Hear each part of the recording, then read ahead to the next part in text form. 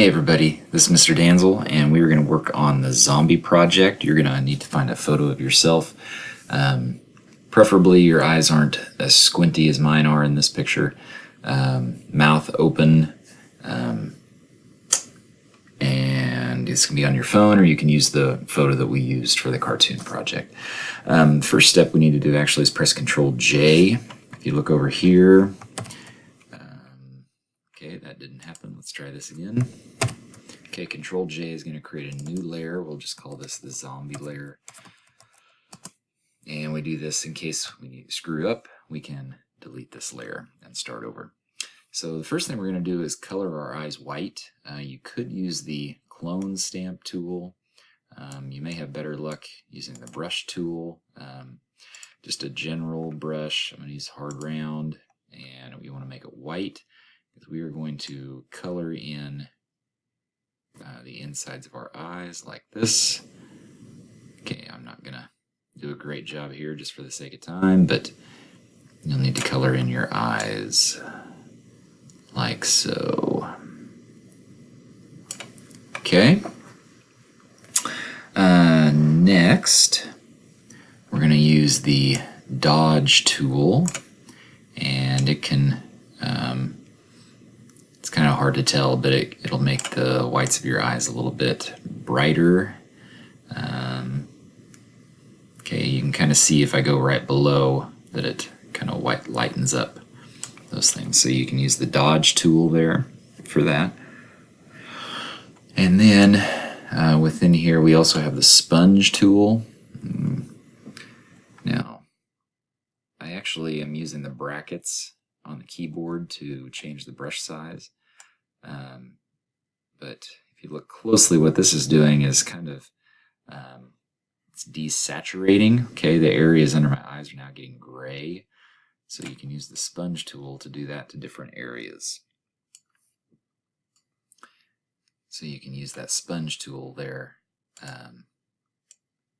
in the eyes as well. All right, underneath in the sponge tool, where the sponge tool is, there's also a tool called the burn tool. So select the burn tool. Oops, probably just going to want a soft round brush. So make sure that's there. We want the exposure to be 25%.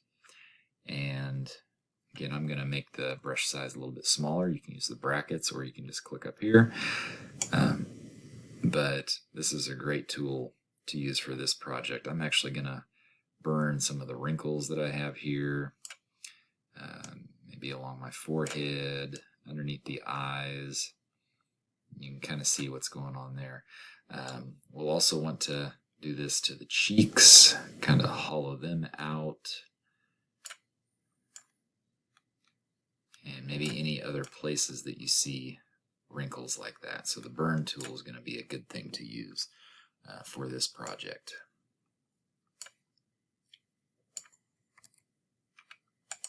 And you'll want to do some of this burning throughout other parts of your body, on other parts of your skin. Maybe not everything, but burn some different areas. The fingers are a good place to do this, so I'll zoom in on my hands here.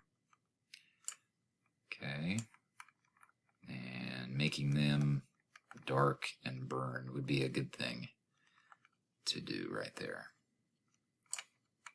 So let's go back over here, and we want to select the sponge tool, and we're going to need to make that bigger, of course.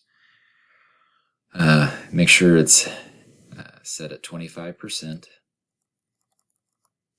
but we can use the sponge tool to kind of take the color out of different parts of our skin. Now, we don't want to do this all over because some of it we've already burned, but you can kind of see it's changing the color of my skin to gray. So I can maybe go up here, oops, on my neck. Okay, take some of the color out of there. Maybe on my forehead, and so on. But the sponge tool is going to desaturate your skin and take out some of the color. All right, this next thing is really cool. Go up to Filter and Liquify, and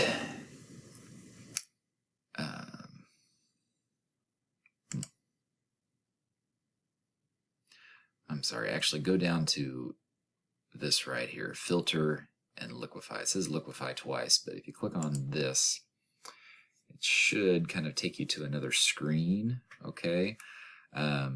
This forward warp tool is pretty cool, and we can zoom in if we need to, but this is really cool to use on our face. So if we click and pull down, we can actually kind of warp parts of our body. I'm not sure what happened with my neck there. There we go. But as you can see, you can kind of drag different parts in and really start to mess up the way you look, which is pretty cool. So again, that was Filter Liquify. When you're done with that, you go down here to the bottom and click OK. Okay, so now we're really starting to look like a zombie. We're going to go back and select the Burn tool, and we need to go into the brushes. If the legacy brushes aren't there, click on this options button and go to legacy brushes. And really you can use any brush in here, but we need to find a brush that's kind of rough, maybe even looks like a crack or something like that. So for example, I mean, this, you can really use any brush for this, but I'm going to select this, and really what we're trying to do is create cracks in our skin, or to just roughen up our skin in some way. You may want to use some different colors for this, you know, reds, browns, blacks, just to do some different things to our skin. And again, you can use whatever brushes you want. There's lots of different brushes. Trying to think where I found. Oh, let's see. Oh my. So let's make our brush a little bit smaller here. Okay, so this may be something you want to use. It's totally up to you. It's not really doing much, but just experiment with that and try to find a brush that would really mess up your skin and see what you can come up with. All right, next we're going to paint some dirt on our clothes. We need to create a new layer. You can click on this button right down here, create a new layer. We're going to call it dirt. We're going to use a soft round brush, and then you can go to swatches and select this dark brown color. You can do whatever, but we actually need the brush tool for this. And after we select the brush tool, again, we want a soft round brush. I'm going to increase the brush size a little bit. Okay, and then I'm going to just paint some dirt on here. Doesn't have to be a lot, but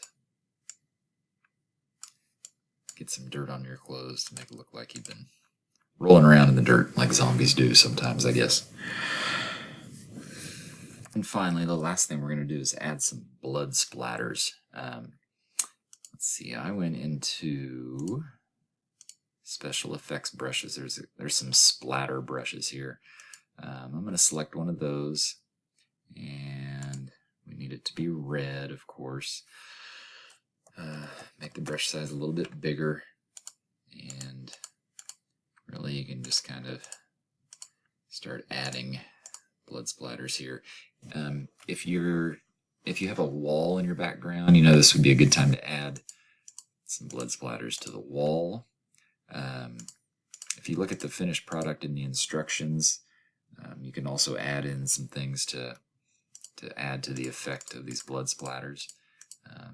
So add something into the background. If you need to erase your background to just make it blank and then add some things to it, you can do that as well.